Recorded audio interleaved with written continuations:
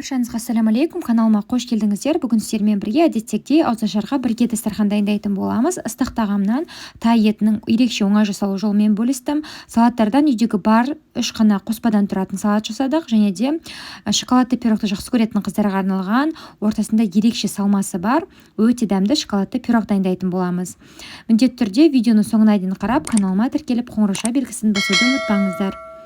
Ең бірінші ыстық тағамымызды дайындаймыз. Ол үшін қызып тұрған табада майымызды қыздырып, үстіне жіңішкелеп, яғни соломка болып туралған етімізді саламыз. Етімізді жақсылап тұрып қуырып алу керек. Жақсылап араластырып, қақпағын жауып қуырыңыздар. Одан кейін біз үстіне қазір көкөністерді салатын боламыз. Қараңыздар, бізде еттің соғы толықтай шығып, бөлінген, өзінің соғы су құйылмады. Көкөністерді алдын ала турап алдым. Пияз, сарымсақ, сәбізді мен соломка қылдырып тұрадым, яғни жіңішке қылып, және де кәді, яғни кабачки қосып жатырмын. Сонымен қатар болгар бұрышын қосамын. Қалауларыңызша кез келген көкөніс қоссаңыздар болады, немесе өздеріңізге ұнамаған көкөністі алып тастасаңыздар да болады. Көкөністерді салғаннан кейін қайтадан жақсылап тұрып, барлық қоспамыз бірігіп араласқанға дейін араластырып аламыз. Енді біз осы көкөністерге дәміне қарай тұз және де қара бұрыш қоссақ болады. Мен тек қана тұз қолданып жатырмын. Қалаларыңызша кез келген өзіңізге ұнайтын дәмдеуіш қолдануға да болады. Енді мен қазір шамалы ғана су құямын. Көп су болғаны қатты ұнамайды, сондықтан тек кішкене ғана су құямын. Одан кейін қақпағын жауып етімізді орташа отта пісіріп аламыз. Ал гарнирге біз күріш дайындайтын боламыз. Осындай бір стаканмен қолданамын. Осы стаканмен өлшеп аламын. Бір толы рис, яғни күрішімді саламын.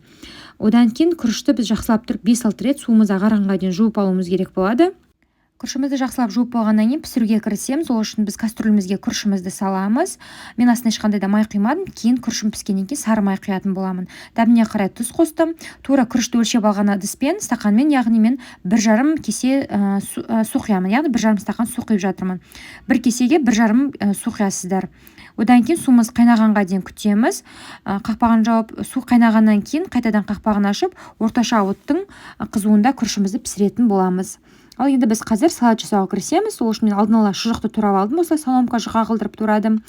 Одан кейін қиярды да турап алдым, соломка қылып, оны да саламыз. Және де алдын ала жұмыртқа пісіріп, жұмыртқаны да жұқалап, осылай соломка қылып турап алғамын. Осыны салғаннан кейін дәміне қарай тұз қосамыз, және де қалауларыңызша қаймақ немесе майонез қоссаңыздар болады. Мен қазір майонез қолданып жатырмын. Екеуінің де айырмашылығы жоқ, қайсысын қоссаңыздар да өзіңізге ыңғайлысын қоса беріңіздер. Жақсылап тұрып араластырып аламыз. Міне біздің салатымыз дайын, өте дәмді салат болып шығады. Ал енді қазір шоколадты пирог жасаймыз. Ол үшін ең бірінші банан қосты саламыз. Банан осылай кішкене езіліп тұрған банан болса тіпті жақсы болады.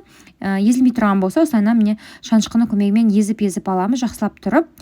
Бұл пирогтың дәмі басқа пирогтардан өзгеше, себебі біз құрамына банан қосамыз, және де ерекше болып шығатын салмаларды қосатын боламыз. Одан кейін қаймағымызды саламыз қазір. Қаймақтан кейін жұмыртқа саламыз. Қантымызды саламыз. Алдын ала ертіп алған сары майымызды саламыз.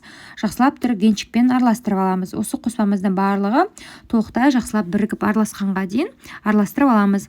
Сонымен қатар бізде банан толықтай еріп кетпейді. Банан кішкене бөлік-бөлік болып тұруы мүмкін. Ол ештеңе етпейді, керісінше біздің пирог ерекше болады. Шым-шым тұз қосамыз. Көп тұз қоспаймыз, кішкене ғана тұз қостық. Пышақтың ұшымен ғана қоссаңыздар болады.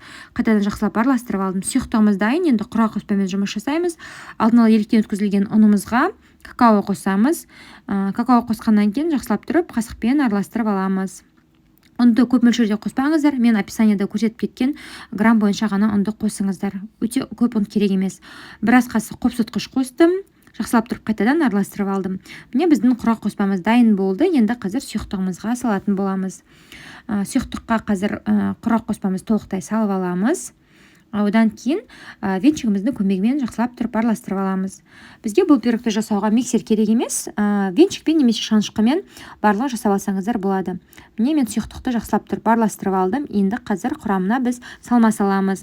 Мен оған кішкене альбени печенькасын салдым, және де орео печенькасын салдым. Сол кезде бізде пирог жеген кезде күшті болып тұрады. Осылай ұнтақ-ұнтақ салсаңыздар, бөлік-бөлік қылып, пирог жегенде дәмі ерекше болып сезіліп тұрады.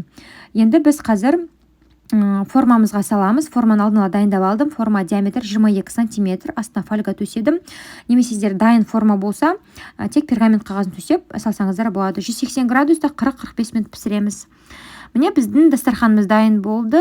Тамағымыз бізде асығып тұрсаңыздар өте тез дайындалатын тағам, минимум уақытта қажет және де үйдегі бар заттан ғана жасалатын 3 қана қоспадан тұратын салат және ерекше болып шығатын ерекше дәмді пирог. Бұл пирогты міндетті түрде жасап көріңіздер, сіздерге ұнайтынына сенімдімін.